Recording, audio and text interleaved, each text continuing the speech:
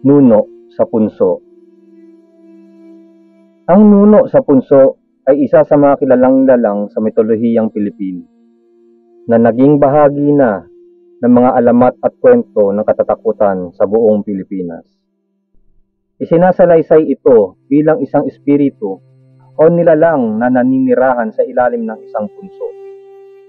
Isang uri ng buhol-buhol na lupa o maliit na bundok na madalas makita sa mga kagubatan o malalayong pook.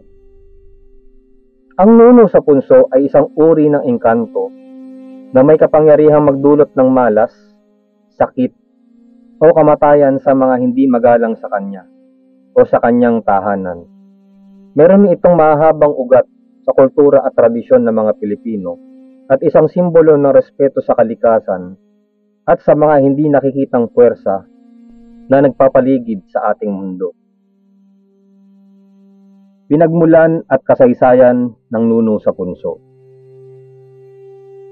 Ayon sa mga alamat, ang nuno sa punso ay isang uri ng espiritu o engkanto na naninirahan sa ilalim ng mga punso, na kadalasan ay natatagpuan sa mga kagubatan, parang o sa mga bundok.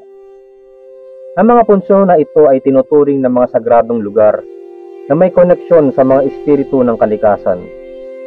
Sa ilang mga kwento, sinasabing ang nuno sa punso ay isang matandang nilalang na may mahabang buhay, na may mga kakayahan na hindi kayang kontrolin ng mga tao. Sa kasaysayan, ang mga tao ay nagbibigay galang sa mga punso dahil ang mga ito ay pinaniniwala ang tahanan ng mga espiritu.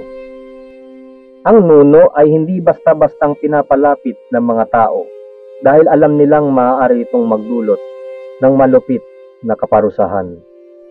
Ang ideya ng nuno sa punso ay nagsimula noong mga sinaunang panahon, kung saan ang kalikasan at ang espiritu ng kalikasan ay may mahalagang papel sa araw-araw na pamumuhay ng mga tao. Maraming kwento ang nagsasabi na ang mga punso ay mga tirahan ng mga engkanto, at sino mang magpapabaya o magpapakita ng kawalang galang ay magdudulot ng galit mula sa mga nilalang na ito. Minsan, itinuturing itong babala ng mga nakakatanda sa mga kabataan upang magpakita ng respeto sa kalikasan at mga nilalang nito. Ang itsura ng nuno sa punso. Ang nuno sa punso ay kadalasang inilalarawan bilang isang maliit at patandang nilalang na may malupit at kakaibang itsura. Ayon sa ilang mga alamat, ang nuno ay may katawan ng isang matandang tao, ngunit mas maliit kaysa isang normal na tao, at may malalalim na wrinkles sa muka at katawan. Ang mga mata nito ay kadalasang maliwanag at puno ng galit o puot, at ang buhok nito ay madalas na puti at mahahabang parang ugat ng punso. May mga kwento rin na nagsasabi na ang nuno sa punso ay may katawan ng isang nilalang na parang isang kabayo o malaking hayop na matatagpuan sa kagubatan. Isa sa mga pinakakilalang katangian ng nuno sa punso ay ang pagkakaroon nito ng mahahabang pangil. Madalas itong inilalarawan bilang isang makapangyarihang nilalang na may mga kakaibang abilidad na magdulot ng pinsala sa mga tao na magpapabaya sa mga sagradong lugar kung saan ito naninirahan. Sinasabing mahirap makita ang nuno sa punso dahil ito ay kadalasang nagtatago sa ilalim ng mga punso. Ngunit ang presensya nito ay maaaring maramdaman o makita sa mga kakaibang pangyayari o hindi maipaliwanag na karanasan. Ang katangian ng nuno sa punso. Ang nuno sa punso ay isang nilalang na may ilang natatanging katangian na nagpapakita ng kanyang kakayahang magdulot ng kabutihan o kasamaan. Depende sa ugali ng tao na makakasalubong nito. Karaniwan, ang nuno sa punso ay isang espiritu na may kontrol sa mga kalikasan sa paligid ng kanyang tahanan at maaaring magdulot ng malas, sakit, at hindi magandang kapalaran sa mga taong magpapakita ng kawalang galang. Isa sa mga pinakakilalang katangian ng nuno sa punso ay ang kakayahan nitong magbigay ng sakit at kamalasan sa mga taong hindi nagbibigay galang sa kanya. Ayon sa mga alamat, kung ang isang tao ay hindi magalang at magtapon ng basura o mag-iiwas sa mga punso, maaari itong magdulot ng isang masamang karanasan, gaya ng pagkakaroon ng matinding sakit o pagkawala ng kalusugan. May mga kwento na nagsasabi na ang nuno sa punso ay kayang magdulot ng sakit sa pamamagitan ng pagpapasakit sa katawan ng isang tao, o kaya naman ay magdulot ng mga kakaibang pangyayari na magbibigay ng takot at hindi maipaliwanag na karanasan.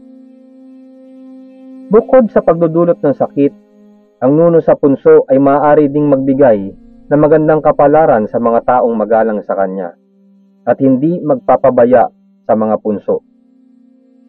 May mga kwento na nagsasabi na ang nuno ay nagbibigay ng biyaya, yaman at kalusugan sa mga taong nagpapakita ng respeto sa mga espiritu ng kalikasan at hindi nakakalimot na magdasal o magbigay ng alay sa mga punso. Sa ganitong paraan, ang nuno sa punso ay ipinapakita bilang isang espiritu na may kakayahang magbigay at kumuha ng buhay o kalusugan batay sa ugali ng mga tao. Ang paggalang sa nuno sa punso. Isa sa mga mahalagang bahagi ng kwento ng nuno sa punso ay ang pagpapakita ng galang at respeto sa kalikasan at mga nilalang nito. Ayon sa mga matatanda, ang mga punso ay mga tirahan ng mga espiritu, at kung hindi magalang ang isang tao sa lugar na ito, maaari itong magdulot ng galit o kapahamakan mula sa mga espiritu.